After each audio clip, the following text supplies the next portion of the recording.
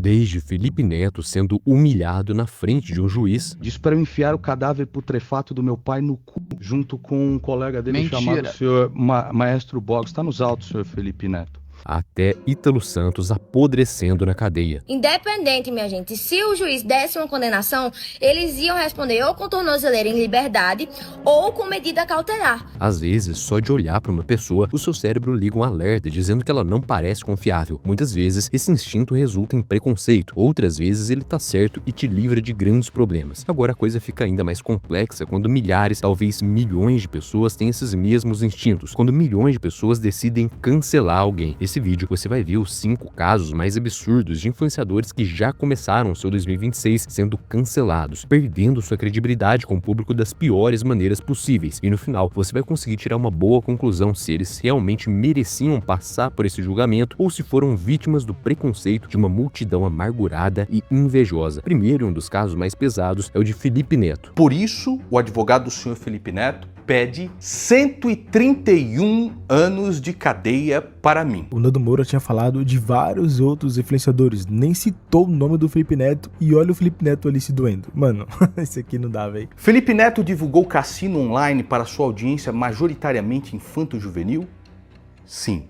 47.815 dias, ou 131 anos. Esse é o tempo que Nando Moura deveria ficar preso de acordo com o suposto pedido de Felipe Neto. Mas por que uma acusação tão grave? Nando teria matado alguém?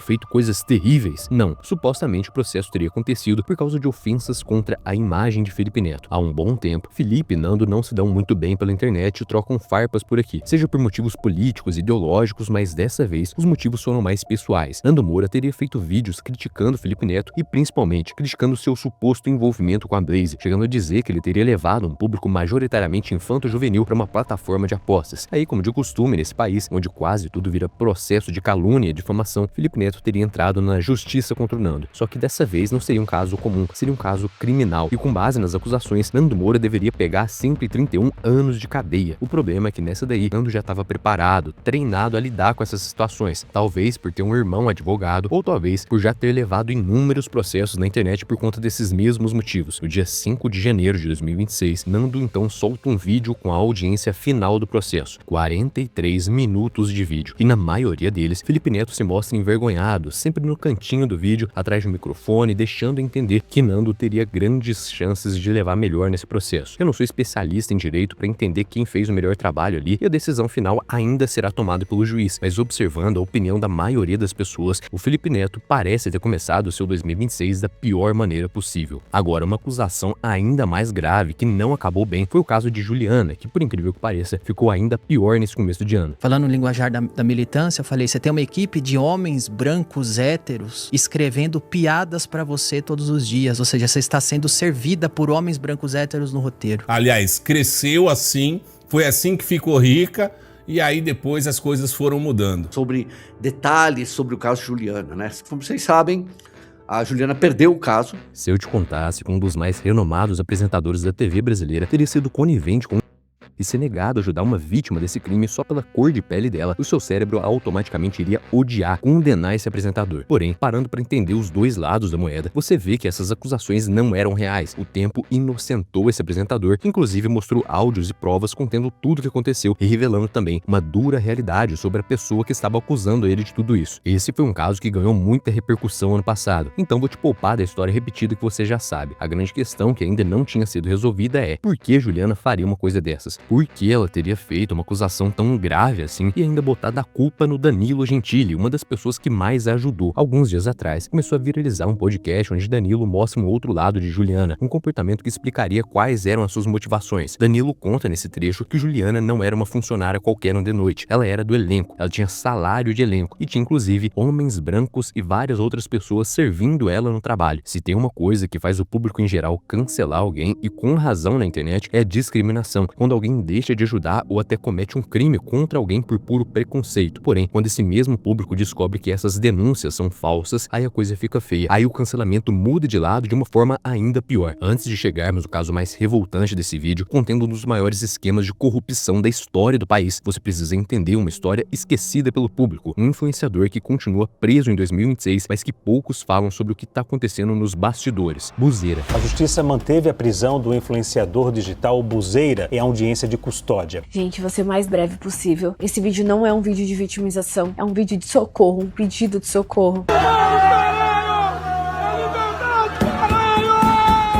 O Brasil encerra 2025 com 1,5 milhão de pessoas presas ou na mira da polícia. O influenciador Buzeira foi uma delas. Na época, parecia que tudo isso iria acabar em pizza, como é de costume acontecer com vários influenciadores no Brasil, que são investigados e logo voltam a fazer o que sempre fazem. Porém, o caso de Buzeira foi diferente. Passaram-se meses, 2026 chegou e ele continua preso. Alguns familiares e influenciadores amigos apontam um outro lado da história, defendendo ele com unhas e dentes por meio de redes sociais. Foram divulgados vídeos da polícia invadindo a sua mansão, inclusive dizendo que fizeram isso de forma irregular, quebrando câmeras, agredindo ou coisas assim. Muitas reportagens chegaram a associar Buzeira a valores que passam de 600 milhões de reais, ligação com casas de apostas e até coisas mais pesadas, que você já deve saber qual é. Esse é o tipo do caso que demora para ser investigado e quanto mais o tempo passa, mais os milhões de seguidores vão começando a pensar que, na verdade, o enriquecimento daquele influenciador que dizia que a favela venceu, que se mostrava fazendo doações, pode ter sido fruto da perda dessas mesmas pessoas que ele disse representar. Existe ainda uma situação pior que a de Buzeira. Ítalo Santos, que já tá preso desde agosto, achou que finalmente iria sair da cadeia, mas seu 2026 não começou lá muito bem. Minha gente, tô aqui indignado, já vou falar pra vocês o motivo. Simplesmente o juiz do caso dos meninos